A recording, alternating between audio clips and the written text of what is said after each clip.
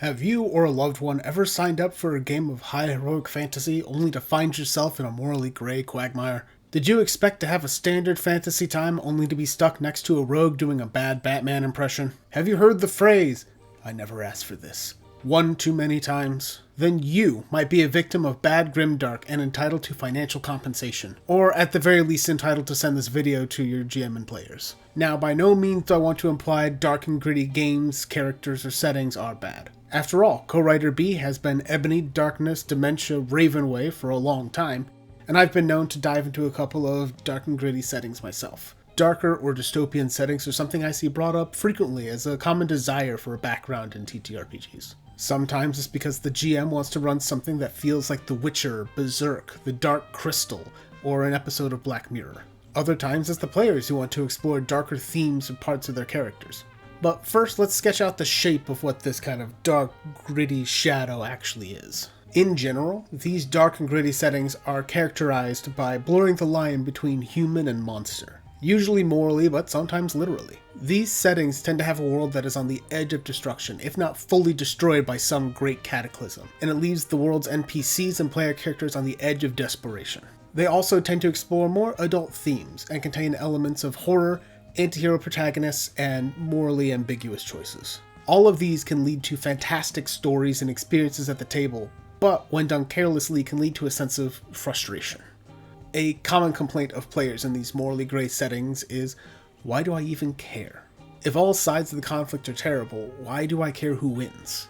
If both megacorps are plainly exploiting people just in different ways, why should I get involved? If the people the characters help always turn around and stab them in the back, why would they help anyone else? That's not the world hardening their hearts, that's their frustration at a seeming lack of agency. You have to remember you're running a game, not a Skinner box. Your grim, horrific, bloody world needs warmth, hope, and kindness in order to give the characters something worth fighting for. It's in small flames scattered around a dark world, but it's there and it's worth saving.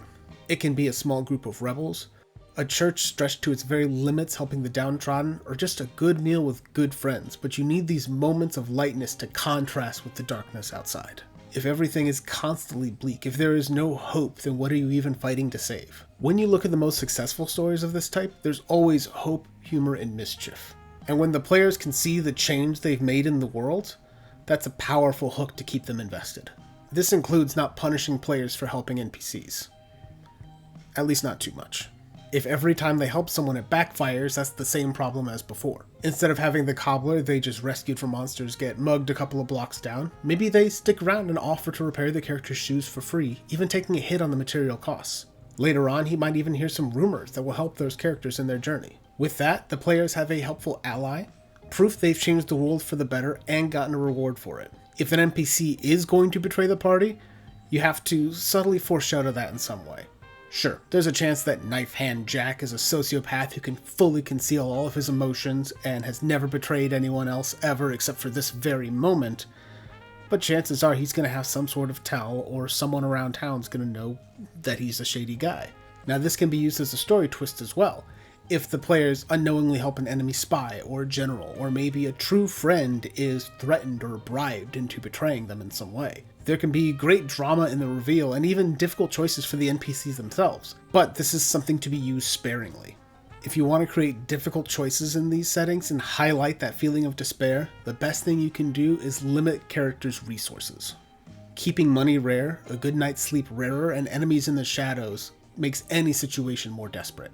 If the characters have a dragon's hoard of gold in their bag, they can feed the orphanage for a year with barely a blink. However, if it's their last few silver, they have a choice to either help someone or learn something darker about themselves.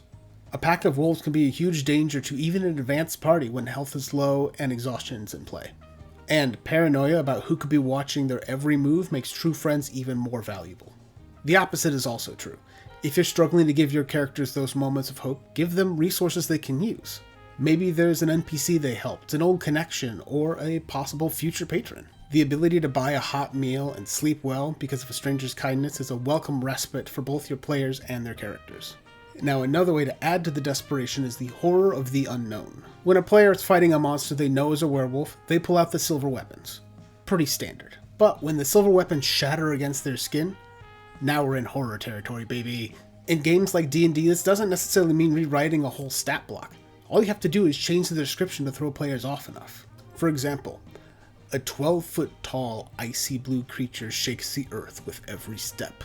Its grotesque, twisted form feels almost human except for the gaping maw on its torso and two black, beady eyes on its shoulders. One claw grasps a heavy log like a club, and the other reaches for a sharpened bone from a quiver. Now, that's just an ogre with a new description. If you're feeling fancy, maybe you give it eyes all over its body and it's immune to flanking, or it has resistance to ice damage. These are minor changes to the stats, but your players are going to be so much more terrified than if they encountered another ogre. However, don't forget to give your players ways to defeat these monsters. We want to avoid that feeling of hopelessness that will drive players from your table. Maybe that werewolf is immune to silver but winces at the sight of a holy relic carried by a member of the party. That ogre covered in eyes might be immune to flanking, but is probably going to wince in a path of bright lights. The goal is difficult, not disastrous. And it's important to remember that many players will refuse to retreat from a fight. What happens from that, though, is up to you. Which does bring us to the players. Obviously, whenever running a darker setting, it is important to have clear and open communication and consent with your players. There are a number of safety tools like consent forms and X cards, which can help get started, but it's always worth double checking with your players if you're about to enter fraught territory. And if you feel like you genuinely cannot craft a darker setting without incorporating some of your players' triggers, you're not skilled enough to run this just yet. Try again later. Well, that's just about all the time we have. If you have any questions, comments, or things you'd like us to talk about, you can leave them in the comments below. Shoot us an email at biscuitwolfgames@gmail.com or find us on Blue Sky at biscuitwolfgames. You can also find our supplements at our itch.io or on DriveThruRPG under the Biscuit Wolf banner. We'll see you next time.